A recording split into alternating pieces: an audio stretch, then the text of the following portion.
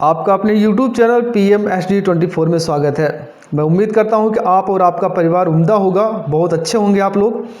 पूरे मन तन के साथ आप इस सेशन को देखें। अगर आपने Uttar Pradesh police form apply किया तो आपके लिए बहुत बहुत बहुत हेल्पफुल होने वाला है। अगर आप पूरे मन से तैयारी करने की कोशिश कर रहे हैं या कर रहे हैं तो इस चैनल को सब्सक्राइब ज़रूर कर लीजिएगा, क्योंकि हम बहुत सारे प्रीवियस ईयर के क्वेश्चन इसमें हम शामिल करने वाले हैं और जो नए क्वेश्चन आ सकते हैं हम उन पे भी हम अपना बहुत सारे क्वेश्चन हम तैयार कर रहे हैं। चलिए अब हम स्टार्ट करते हैं इस सेशन को।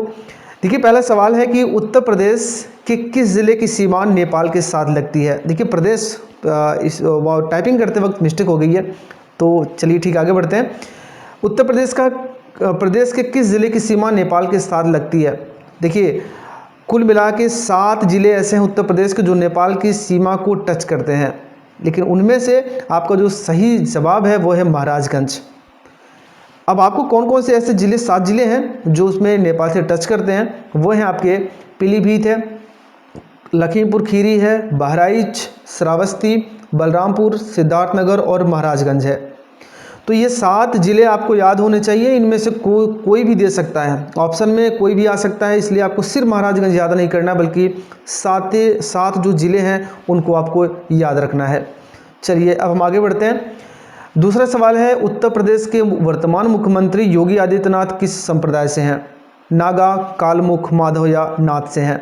इसका जो सही जवाब है वो है नाथ संप्रदाय से हैं हमारे वर्तमान मुख्यमंत्री जी। अब ये जो संप्रदाय होता है वो क्या होता है, यानी कि एक ही धर्म की अलग अलग परंपरा या विचार मानने वाले वर्गों को संप्रदाय कहा जाता है।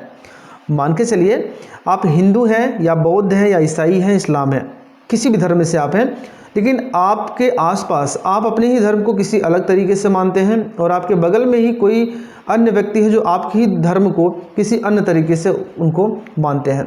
तो एक ही धर्म के लोग हैं लेकिन उनके जो विचारधाराएं हैं वो अलग अलग हैं, तो वही अलग अलग जो विचारधारा है वो उनको संप्रदाय कहा जाता है। आगे बढ़ते हैं। अगला सवाल है कि भारत के केंद्रीय रेल मंत्री को किसकी सलाह पर और किसके द्वारा नियुक्त किया जाता है। देखिए, इनका जो सही जवाब है वो है कि प्रधानमंत्री की सलाह पर राष्ट्रपति के द्वारा नियुक्त किया जाता है। इसकी जो चर्चा है वो अनुच्छेद 75 में की गई है। चलिए हम आगे बढ़ते हैं। अगर आप ये जो फोटो आप देख रहे हैं ना, तो इनका नाम है अश्वनी वैष्णव नाम है। 2021 में ये रेल मंत्री बने थे, केंद्रीय रेल मंत्री बने थे और अब तक हैं। ठीक है ना, हो सकता है पूछ ले कि इस समय वर्तमान केंद्रीय रेल मंत्री कौन है, तो आपको क्या बताना है, आपको बताना है अश्वनी वैष्णव। चलिए आगे बढ़ते हैं। एशिया में तीसरा सबसे अधिक आबादी वाला देश कौन सा है।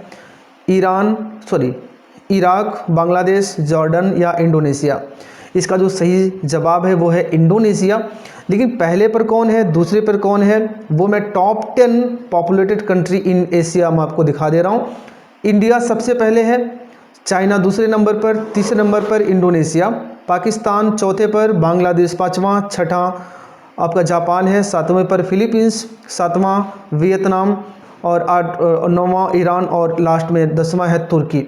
इस प्रकार से ये सीरीज़ हमने आपको दिखा दिया है। इनमें से कोई पूछ सकता है, पहले पर पूछ सकता है, दूसरे पर पूछ सकता है, तीसरे चौथे कुछ भी पूछ सकता है, तो आपको याद रखना ज़रूरी है। अब यहाँ पर अगला सवाल आपके सामने है, निम्नलिखित में प्रायद्वीपीय भारत की सबसे बड़ी नदी कौन सी है। देखिए, प्रायद्वीप जो होता है ना वो दक्षिण भारतीय जितने भी इलाके हैं वो प्रायद्वीपीय कहलाते हैं।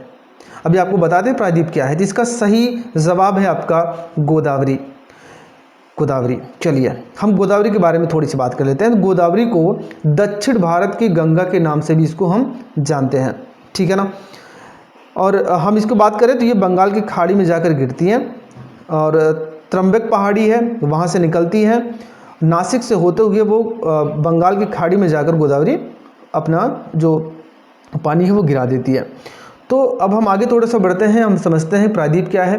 प्रायद्वीप का मतलब होता है कि एक ऐसा भूभाग जिसके 3 तरफ पानी हो और एक तरफ थल हो, उन्हें क्या कहा जाता है, उन्हें हम प्रायद्वीप के नाम से जानते हैं। जैसा कि हम आपको यहाँ पर दिखा भी दिए हैं, तो जो दक्षिण भारत है वो पूरी तरह 3 तरफ से क्या है वो पानी है और एक तरफ क्या है, थल है। चलिए हम आगे बढ़ते हैं। तो ये हमारे कुछ सवाल थे अगर आपको ये जानकारी अच्छी लगी तो मुझे कमेंट बॉक्स में ज़रूर बताइए। हम ऐसे ही वीडियो अपने चैनल पर लाते रहते हैं। वीडियो देखने आपका बहुत बहुत धन्यवाद। आपका दिन शुभ हो।